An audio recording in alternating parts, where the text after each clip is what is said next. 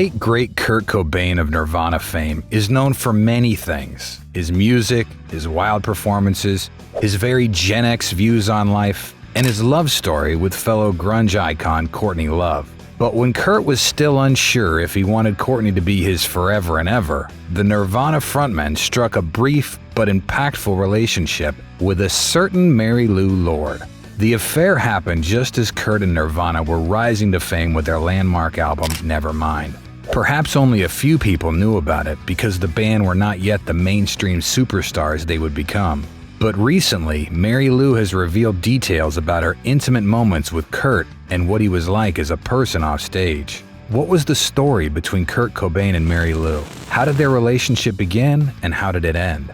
Keep watching until the end to learn more about this forgotten love story between two musicians right before Nirvana ruled the world. In 1991, Kurt Cobain found himself in a brief relationship with another musician, Mary Lou Lord. During this time, he also met his future wife, Courtney Love.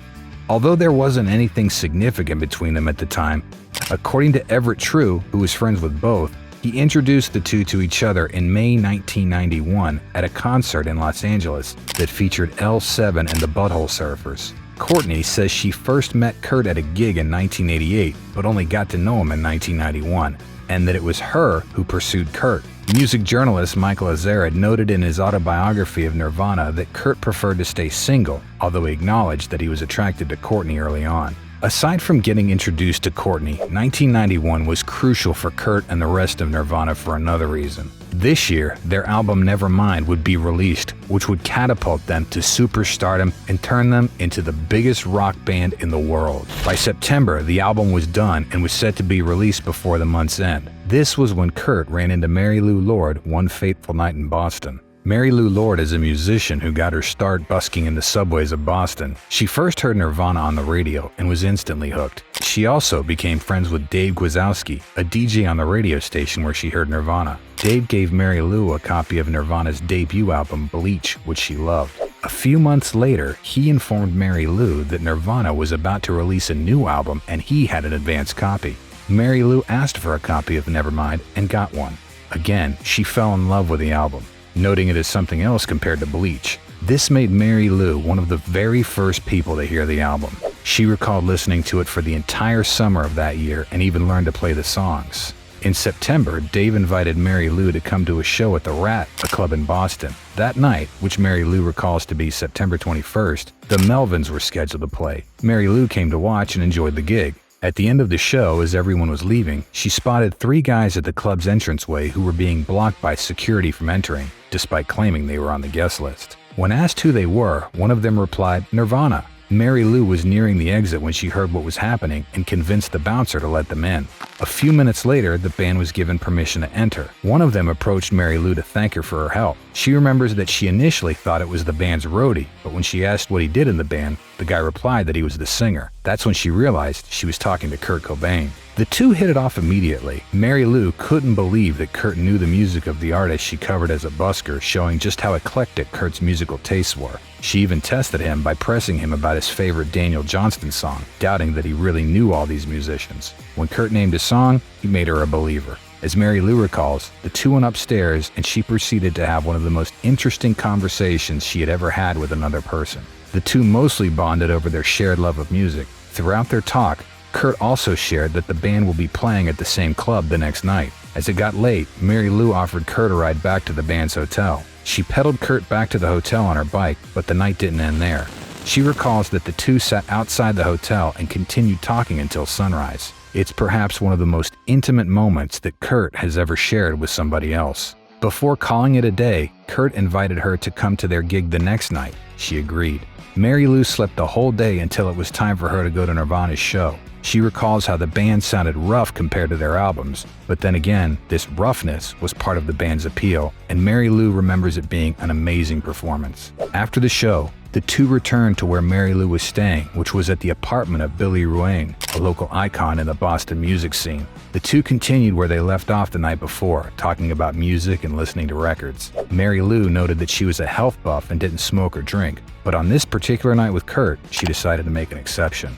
Kurt urged her to play something on a guitar, and she went on to play some stuff. But what really blew Kurt's mind was when Mary Lou launched into covers of Nirvana's songs from Nevermind. Take note that this was before the record came out, so nobody was supposed to know about these songs yet. But Mary Lou did, thanks to owning an advanced copy of the album since the previous month.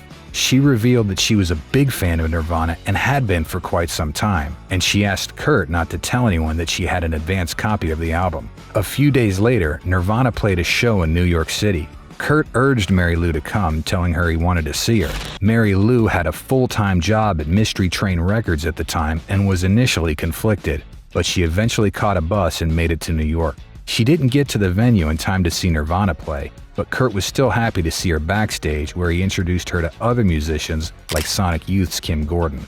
Around this time, the music for Smells Like Teen Spirit was about to go live on MTV for the first time ever. Mary Lou recalls waiting in a hotel for the video's premiere with Kurt, his bandmates Chris Novoselic and Dave Grohl, and a friend of Mary Lou's named Deb. While waiting for the video, an excited Kurt shared details about the filming of the video. She also remembers the band members calling their parents to catch the video. They were basically very young and never knew anything about being famous at this point, so the excitement was off the charts.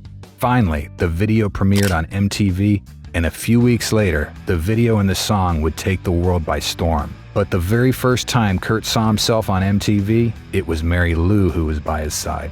The two continued being together for the first dates of the band's tour. During their stop at Detroit, Mary Lou informed Kurt that she had to return to Boston or risk losing her job. Despite Kurt pleading with her to stay, Mary Lou remained firm in her decision. She went back to Boston and Nirvana continued with their tour. Their next stop was in Chicago, where Kurt reunited with Courtney Love. In November 1991, Nirvana was on the European leg of their tour. Meanwhile, Mary Lou had been saving money to catch the band and see Kurt again. She eventually made it to London, the latest stop of the band, but recalls that she saw a different Nirvana. Compared to the underground band she saw just a couple of months ago, this was a group that had become international superstars. Mary Lou was dealing with a Kurt Cobain that had achieved celebrity status, but mainstream popularity came with a price, and the band faced the stresses of becoming famous. Kurt notably used drugs to cope with the pressure, and Mary Lou began seeing that he had a problem. One night while the two were asleep, Kurt was awoken by a phone call and stayed on the phone for hours. The next morning, he revealed to Dave Grohl that it was Courtney on the other end. This was heard by Mary Lou, who said she didn't know what to make of it. Later that day, she was surprised when Kurt asked her how she would make it to the tour's next stop at Wolverhampton, expecting that she would ride with the band. Confused, she told Kurt that she had some stuff to do in London and needed to stay. The two parted ways again. That night, she saw Nirvana on British TV, where Kurt told audiences that Courtney Love is the best girl he's ever slept with. Well, he actually verbalized it more explicitly than that. Mary Lou was speechless, especially since she had just been with Kurt the night before and had no idea who Courtney was. Later, she found out that his friend Dave Gwizdowski, who gave her the advanced copy of Nevermind months before, interviewed Courtney on his radio show. Hull was in Boston to play a show, and Courtney visited the station for a chat. Courtney announced that Hull would be touring soon with Nirvana, and Dave revealed that Kurt was with Mary Lou in London, which shocked Courtney. Essentially, Kurt was juggling Mary Lou and Courtney at the same time. But with his announcement on British TV, it appeared he had decided who among them he will be with for the long term. A heartbroken Mary Lou returned to Boston, while Kurt and Courtney entered a romantic relationship. They married the following year in February. The relationship between Kurt Cobain and Mary Lou Lord has been obscured for a long time, buried under the story of Nirvana's rapid ascent into rock royalty.